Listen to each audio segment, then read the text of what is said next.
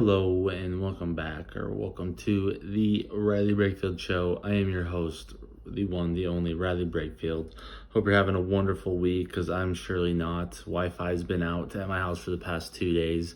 It's been awful. Haven't been able to do shit. I obviously work from home. I do my podcast from home. I watch TV from home. You never realize how much you need Wi-Fi until your Wi-Fi goes out and you're just shit out of luck, and it's very bothersome. But that's been my week. If you're not familiar with the show, I like to talk about college sports, NFL, NBA, MLB here and there. Love to talk politics. Love to talk about child molesters. We love to talk about anything conspiracy wise. We love to rank things. We love to love on things. We love to hate things. So welcome to the show. You can find me on Instagram, TikTok, Twitter as well. Podcast on all platforms, I believe. So I'm not positive, but I would think so, according to the thing that I uploaded to. So let's just hope for the best in that case. But yeah, let's get into today's show. Just got a little bit of news, my top five, one love, one hate, and then just talking a little bit of college basketball as we kind of wrap up the regular season here before the conference tournaments take off next week, and then March Madness begins the following week. So shine light on a couple of those games. One's a little bit of big stuff that's going on, important games, stuff like that. So should be fun. Let's get into it. Starting off in the college basketball world, we're talking about some women's basketball here. If you're not familiar with the Cavender twins, they are two twin sisters that play basketball at the University of Miami. The NCAA came down on them as the first people to get in trouble for NIL fines. I believe the head coach was suspended for 3 days. They lost. They're not allowed to compete in postseason play as well. Something like that, all over them having dinner with a booster before actually signing the national letter of intent. So it was something about that. The Cavender twins then responded because they're very popular on TikTok. They then responded with a TikTok that was pretty much like, "Be fucking for real, NCAA," or something like that. It's a wild situation. It seemed like it was really something minor, but kind of got blown up into bigger proportions for really no reason. The Cavender twins are claiming that the NCAA is just upset because women athletes are making more money. These girls are making a crap ton of money off their NIL deals, I'm pretty sure. But they're also backing it up. They're not too bad on the basketball court. I know one of the sisters, she's kind of had a down year compared to what the numbers she put up at Fresno State. But for the most part, they're playing good. Miami has a shot to make the tournament. I don't know when that postseason ban kicks in, though. I don't know if that's this year or next year. I'm pretty sure that happened, but I'm not 100% positive. I have to double check that. But who knows? Just kind of the first NIL sanctions, I guess, is what it's going to go down as. Sticking with a little bit of college football, Jalen Carter, sticking with college sports, I guess. I don't know why I said that. That was retarded, or that was stupid. Sorry, bad word. Jalen Carter is catching misdemeanor charges for apparently being involved in the crash earlier this year in January that killed the one Georgia player and the one female staff recruiter or something like that. Apparently, he was alongside the vehicle. They were basically racing, and when it crashed, he drove off and left the scene, but then came back an hour later and said that he was there the whole time or something. Sounds like that's possibly the story. Not exactly sure, though. He he posted something on Twitter or Instagram, I can't remember which one it was, saying that he understood the charges and he was going to go down to Athens the next day, and because he was at the draft combine, so he said that he was going to go down to Athens the next day. He was booked of misdemeanor charges. His bond was $4,000. I believe that was paid, and he was bailed out. But interesting to see what happened with that situation. The Todd McShay fall earlier in the day or something. I'm not exactly sure how the events played out, but he tweeted something about Jalen Carter having character issues or something like that. And some questionable things in the past. So same thing kind of going along, then some other reporter tweeted that as well. So kind of interested to see what that does to his draft stock. I don't think that it should affect him too much. Shit happens.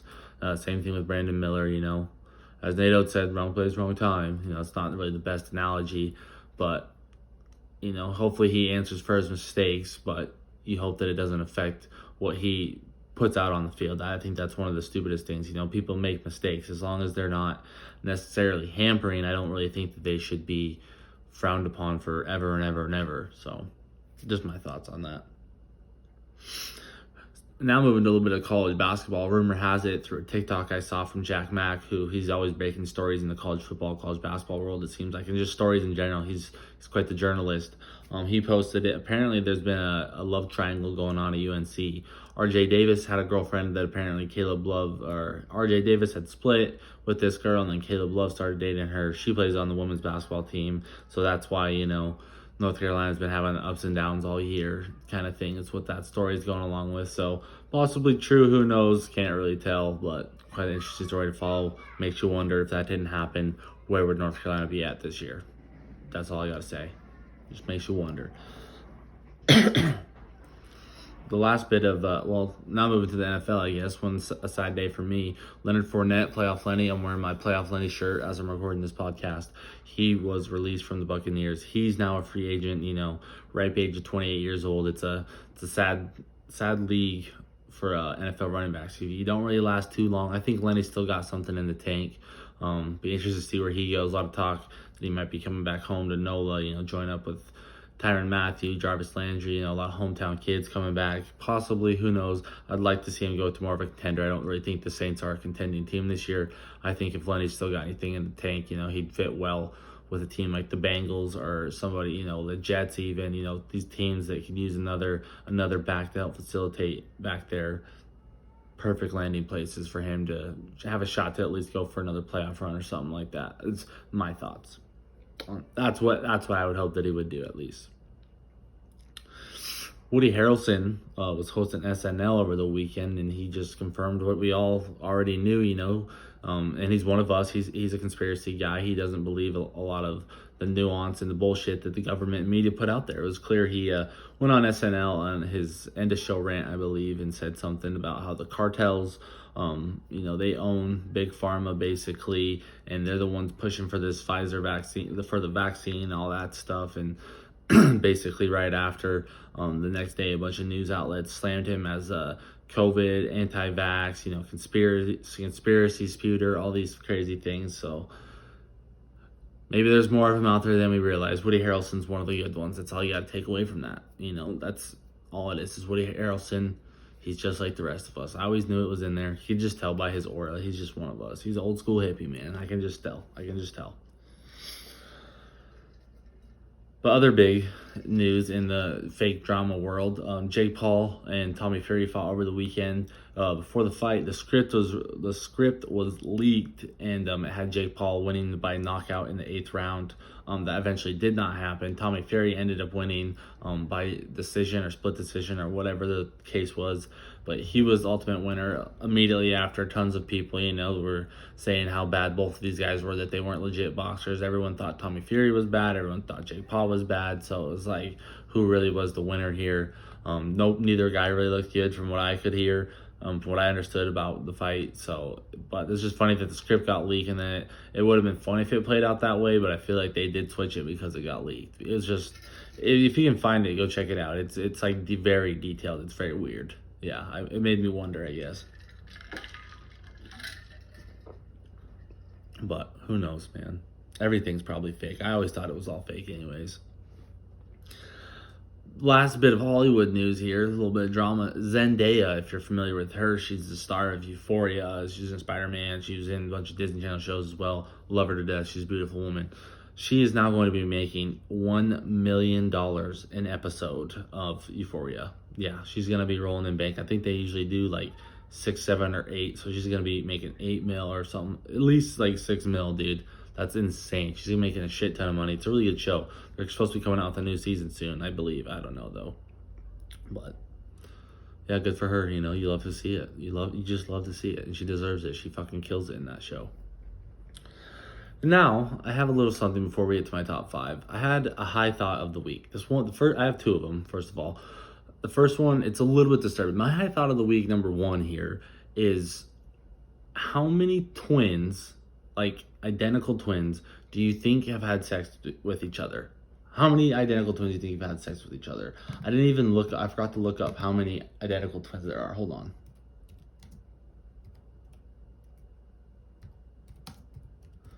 How many identical twins in the world? That's exactly what I need. Oh my God. That does not help me. It's just there's just a picture of a woman with 3 breasts. That is not fucking real. That's a Siamese twin. I just want to know how many identical twins there are in the world. How many? That's what I searched. Why is it not?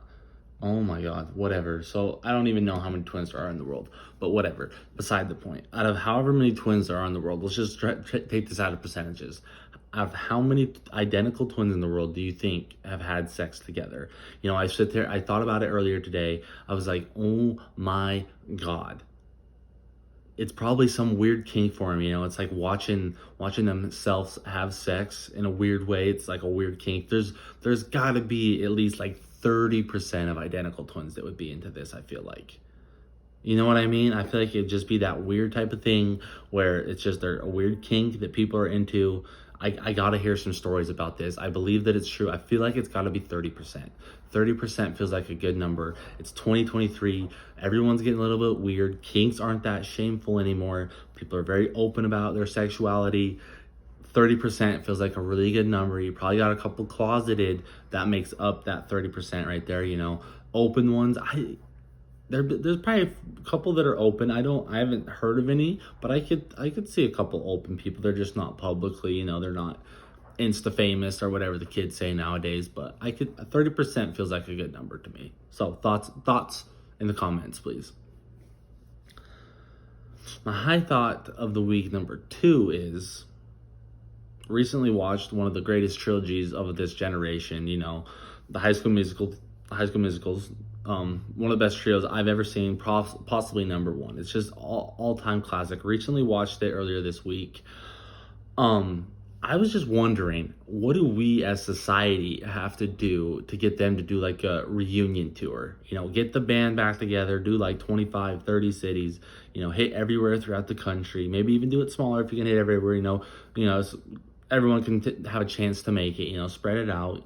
What do we have to do to see that? Because the movies were outstanding. I would love to just see them go on tour, do a little show each time, you know, just do a musical, just a beautiful musical. They could sell out arenas doing this shit. They could make it elaborate as fuck. But what do we have to do to get that? Because I just would like to see Zac Efron sing again. And I also thought, while watching that, why when I was a young child did I just ultimately hate this man? I just absolutely hated him. Like when I was young, I was like, fuck Zac Efron for no reason. What? Because he was pretty? Like, beautiful man. I love him. He's a great actor. He's some of my favorite comedies. I'm sorry for hating on Zac Efron, but back to the point. What do we as a society have to do to get High School Musical to go on tour, do a couple shows?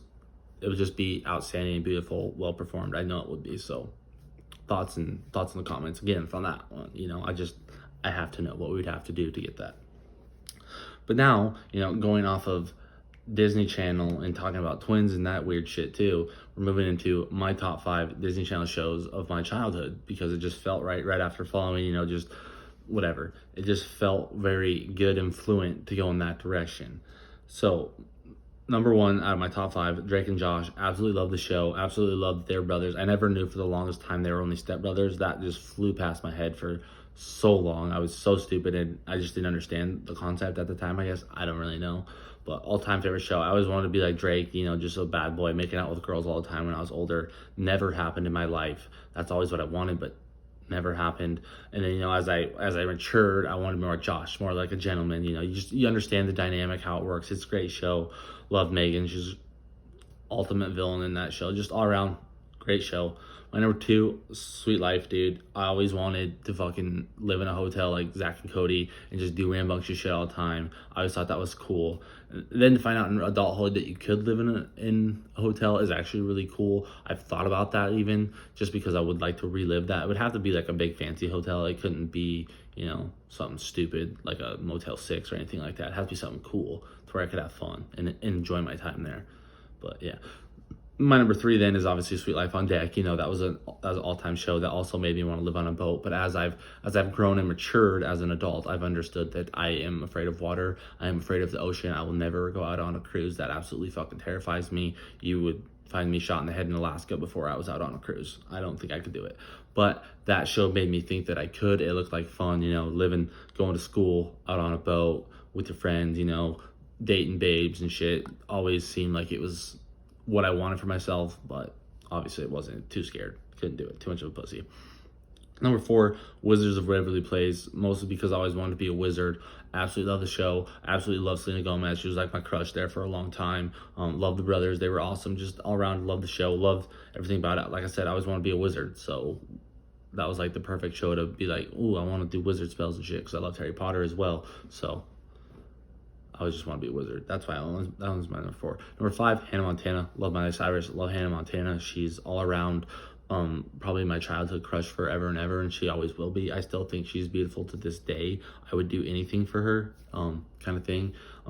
Not like creepy, like PFT counter, but like, I would be there for her.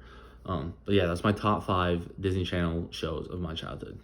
Easy, hands down, right there. Now for One Love, One Hate. This week is kind of a weird one for me, man. I'm loving on cats. Never really was much of a cat guy. Then when I met my wife, she had 2 cats. I fostered them in. I became a stepfather to them, a real role model, helped them mold them into these beautiful young felines that they are today. But still, I wasn't much of a cat man. Never really have been much of an animal person. I'm just not. They just kind of gross me out. I'm not really a germaphobe. I might be a borderline sociopath. I don't really know. Some tests say that I am. Some say that I have autism. It's really hard to tell. But I always thought that I, hated animals, never liked them, until about 13, 14 weeks ago, I found a mother kitten or cat or whatever giving birth to a small child of a kitten size on my porch. And I told my wife, and we brought them in. And then we decided to keep the little child because he is beautiful. And now he's like my son, and now I love cats. And like, I kiss him. I've never kissed an animal or a cat before. It grosses me out, but I kiss him. So I just love cats, I guess, now. I don't know. I don't kiss other cats, so I don't think I love cats. I think I just love this new kitten that's been brought into my life. So yeah, I love cats. Well, I guess I love my cat Rocket. That's his name. He's cute. He's a little black ball fur. He's unreal. He's everything I ever wanted. No, it's not that deep, but so I guess I love Rocket. But this week, this is a big hate for me. This week, I'm hating on people that smoke cigarettes in their house or their car on a daily basis. Don't get me wrong, I've done cigs inside, I've smoked cigarettes in other people's cars, but the people that smoke them in their house on a religious basis and the people that smoke them in their car on a religious basis are disgusting, trash, scumbag people. They're so disgusting. I've been in so many vehicles and houses where you just walk in and you just instantly smell the cigarettes on the wall, and it's just makes me want to throw up. It's absolutely horrifying. It grosses me out. I don't understand how you can do that to yourself, to your children. A lot of times these people have kids. Baffles. But that's what I hate this week. I can't even, it's triggering, it was so dramatic to think about that, about how people just do that on a regular basis. It just grosses me out. Disgusts me. Can't believe these scumbag earth people, but whatever.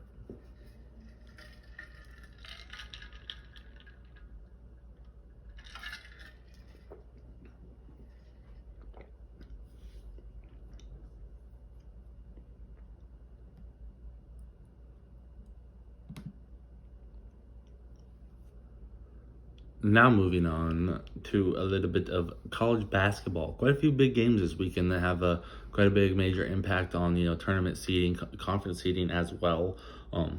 First one, Alabama, Texas A&M, number 1 and number 2 respectively in the SEC. Going into the tournament, they both have those seeds regardless of what anybody else does or anything like that. But really, what this game is really could be a big bolstering win for Texas A&M. Alabama loses. Alabama wins doesn't really, it secures their 1 seed probability a lot more, I guess. They lose. I don't see it really affecting them that much.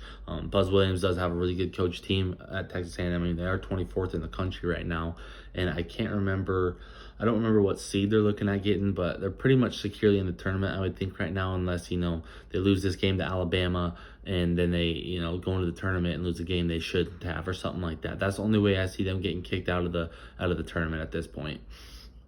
But on the other hand, I do see them possibly winning this game. Actually, I do see them winning this game.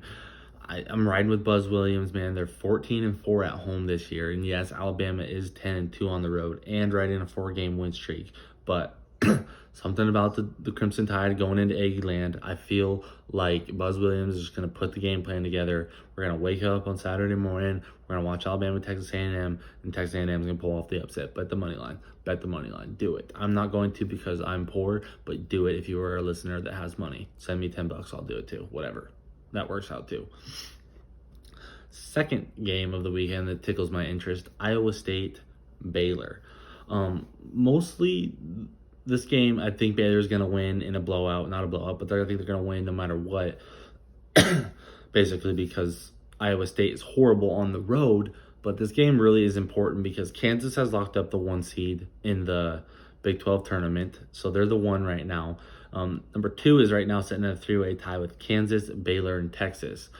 Kansas State, Baylor, Texas. In that order is how the tiebreaker would go. So for Baylor, they really have to win, and I think they have the best chance of locking up the 2. You don't want that 4. You don't want to play Kansas. You'd rather go up against somebody else more than likely. Kansas is just a monster again this year. So you'd rather get the 2. The 3 is even okay, but you want that 2 just for the safety, right? So you got to win this weekend. Baylor should be able to win. Iowa State, like I said, is horrible on the road. They've only won 3 games and lost, they're 3-9 on the road or something like that, and Baylor's 15-2 at home. So Baylor's and their offense is unreal. Iowa State plays great defense, but they're horrible on the road. So I think Baylor wins this one pretty easily and handedly. But really important for Baylor to win. I think Baylor's going to win no matter what. I don't see Iowa State really. Like I said, they're bad on the road. Iowa State, though, this game is important. They're not necessarily on the bubble right now, but a bad loss could really put them in a bad spot going towards the Big 12 tournament. Kansas State, West Virginia. Kansas State, like I said, is sitting ahead of Baylor right now for that 2 seed in the tiebreaker situation. But I do think that they're going to lose to West Virginia on Saturday. West Virginia is just unreal at home. What's their record at home? Hold on, I gotta read my notes here. I don't even know. They were just one of the best teams at home. I think they've only lost 2 games at home this year. Kansas State's been okay on the road, but they haven't won a lot. I think they were about 4-6. West Virginia, though, has been, like I said, they've won damn near every game at home. They've pulled a ton of upsets off at home this year. I think they beat Baylor at home earlier this year. They're really tough to play at home. And they're riding a 4-game win streak right now. I believe they're riding a 4-game win streak and they haven't, oh, sorry, I got that confused. I'm slurring over my words here. Kansas State is riding a 4-game win streak, one of those games being on the road. So I do think West Virginia wins this game. They just seem to show up at home all year long. Every time they've been in a spot like this, they just seem to win. So I'm really thinking West Virginia is going to pull this one off, push Kansas State farther down, which then leads into Kansas versus Tennessee, which should be Kansas versus Texas. My fucking words I'm so fucking sorry. Sorry, I'm slurring over my words here. Kansas versus Texas. Kansas already has the 1 seed, but a lot at stake here. They want to secure a 1 seed in the NCAA double tournament. So a win here would really solidify that. A loss here and then maybe a bad loss in the Big 12 tourney, I could see pushing them down to a 2 possibly. They'd have to not show up for either one. I think they do show up. I do think Texas can win this game, though. I really like what Texas does offensively. I think it's going to be a really close game, and I really can't decide who's going to win. I do want to lean more Texas, but I'm leaning more towards the over, at 145. I think that's a better bet. For Texas, they're sitting out looking probably at a 2 seed right now. A win would really, really help solidify that spot, and then hopefully push them up to not have to play Kansas again in the Big 12 tourney. So a lot on the line here for Texas. A lot on the line for Texas, Kansas State, and Baylor, man. I mean, they're tough games this weekend. They're winnable games for all 3 of them, but you just want to try to avoid that 4 spot to have to play Kansas, especially for Texas. It really sucks if they beat Kansas and they're gonna have to play them again in a couple days. So you never want that scenario. That's a nightmare scenario. But moving on to probably one of the biggest games of the weekend, hands down, number 25 Pitt versus number 16 Miami. a lot at stake here. The number one seed in the ACC tournament is at stake. It could mean a lot, going forward. UVA, regardless, if they're playing Louisville this weekend, they should win that one easily. Louisville's only won like 4 games this year. So Virginia, Miami, and Pitt are all tied for first right now. Virginia probably will easily take care of Louisville. They'll lock up the two spots, so no matter what, then the loser of Pitt and Miami will get the 3, winner gets the 1. So a lot kind of on the line here, not have to play, Pitt, or not to play Pitt, Virginia, or not to play Virginia again, I guess is, that's a lot. They're a tough team to play. They're really good defensively, so you want to try to avoid that if you're Pitt or Miami. I do think Miami is going to win this game. Miami is at home, but this game is really important in terms of seeding. Miami, I think, is sitting around a 6 or a 7 right now, or they're sitting at a 5 seed right now. Sorry, and a win against Pitt would be, bolster up their resume, and then they go through the ACC tournament, win the ACC tournament. That would really push them up to looking at a 3 or a 2 possibly. With some hopefully big wins along the way. So really could be important for them. Pitt, kind of same thing. They're sitting about the 8 or 9 seed right now. I believe 9, if I'm not mistaken. Yep, about the 9 seed. They had a bad loss yesterday, or last night, excuse me, to Notre Dame. Not a bad loss, but not really a good loss, sitting at the 9 seed. That's going to kind of push them back a little bit more than likely. And then losing to Miami would not help, and then going into the ACC tournament on a 2-game losing streak, going up, against some tougher competition when you think about the seeding wise of it, really could put them at risk to getting themselves out of the tournament, possibly if some other teams get hot, some other upsets happen, other teams get in the tournament. So a lot on the line for Pitt in this game, in my opinion. But I do think Miami is going to come out and dominate because they're just so good offensively. So sorry, Pitt. Maybe next year. I don't know. They'll do good in the tournament, I think, still. The ACC one, at least. But the other big game, the only other big game in my eyes, is Duke versus North Carolina. A lot on the line for North Carolina, and you could say Duke. Duke nightmare scenario. You lose bad to North Carolina, then you go into the tournament, get a bad loss right out the gate, first round exit or second round exit or whatever the case may be, whatever the seeding is. So you don't want that if you're Duke. That's their nightmare scenario. But I think for the most part, they could lose this game and still get in the tournament, win a game or 2 in the ACC tournament. They'd solidify themselves as a tournament-worthy team. So that's only a nightmare scenario. But North Carolina absolutely needs this win to bolster up their lineup. They're on the first team out right now, so they're on the outside looking in. A couple dominoes could fall their way possibly. Very unlikely, though. So North Carolina really needs this win. Their win, and then one of the other teams that kind of gets in last has a bad loss, could slide them right up.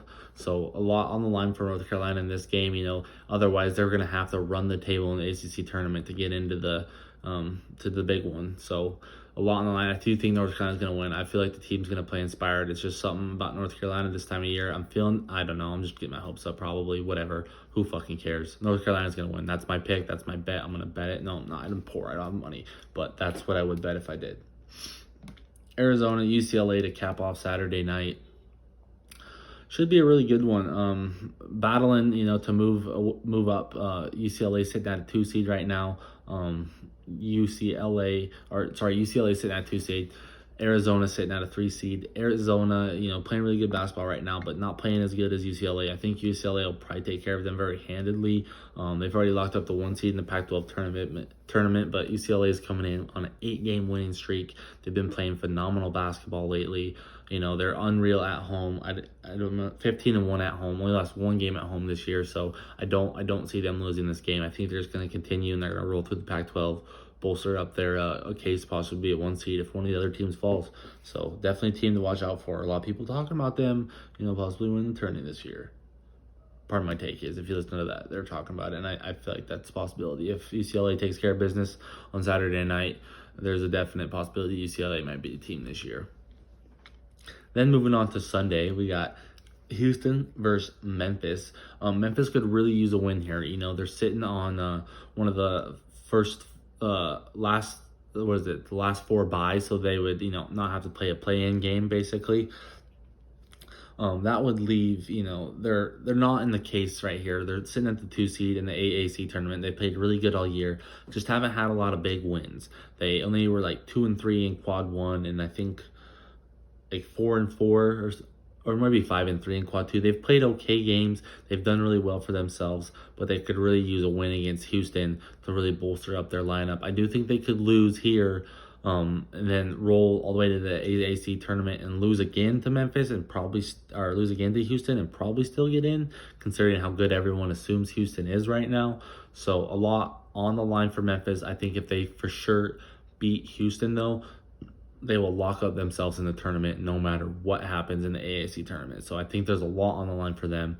Houston is tough. Houston can score. Houston can defend. I can't wait to see Houston in the Big 12 next year. By the way, the more I think about it, they've kind of had it easy in the AAC, some would say, kind of like Gonzaga has in the Western Coast Conference. So it'll be fun to see them possibly be really good in the Big 12 or struggle. So I'm excited for that.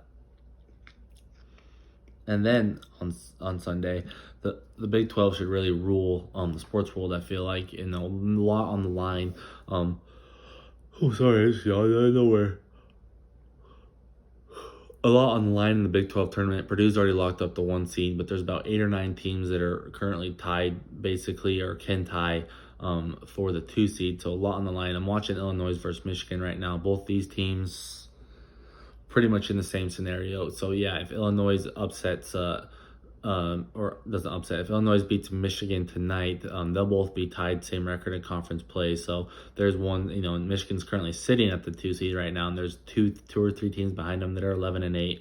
So it's a really, really close race for that 2 seed. A lot of these teams sitting on the bubble right now too. Maryland, Penn State, both are sitting kind of in that same bubble as well. Penn State a game or 2 back though, but could, with the right opportunity, get themselves in. They did have a nice win against Northwestern earlier this week, so that's kind of bolstering up their lineup. They're sitting as, one of the second to last 4 out or something. I can't remember what they call it, next 4 out, I believe is what they call it. That's where they're sitting. Their win against Northwestern could definitely help them. A win against Maryland, who's ranked right now, and more than likely going to be in the tournament for sure. Getting a win against them could definitely help bolster up Penn State's record. I think they could pull it off. They are at home. They've played pretty good at home this year. So I'm definitely going to go on Penn State's side. I think at home, I think they're going to get the job done. And then that other Michigan team that I was just talking about, Michigan is sitting on the first 4 out right now. They're not looking like they're probably going to get into the tournament. A win against Illinois tonight would definitely help them, as well as a good Big Ten tournament run. And getting that 2 seed would, and by all means, give them a better opponent when you think about it, but not really in the Big Ten. They just have to start playing better basketball. They haven't been playing good all year, so I don't know. They really need this win against Illinois tonight. They're not looking too hot. They already have 5 turnovers to Illinois' 1, and they're only like 10 minutes into the game. So Michigan isn't playing too great, but if they win tonight, they could really use a win against Indiana that I don't think they're going to get, though, because Indiana's playing really good. They've been playing really good at home all year. I think Indiana's going to push themselves into that 2 seed with their win against Michigan. I think Michigan's going to lose tonight to Illinois. Yeah. So it's all going to be tied up, and then Indiana's going to take that 2 seed. Michigan's just going to fall right out of the tournament. So, but anyways, that is today's show. I hope that you enjoyed. Like I said, I'm sorry that, this was a day late. Stupid fucking internet fucking sucks. Cox internet, if you have it, get rid of it. It sucks. But thank you for listening. I love you. But for now, your boy. Oh, don't forget to like, share, subscribe. Send to a college basketball fan. See if if I'm talking good shit, if I'm not talking good shit. So let me know. I appreciate everybody that listens. But for now, I love you. Stay blessed. But for now, your boy Titties is out.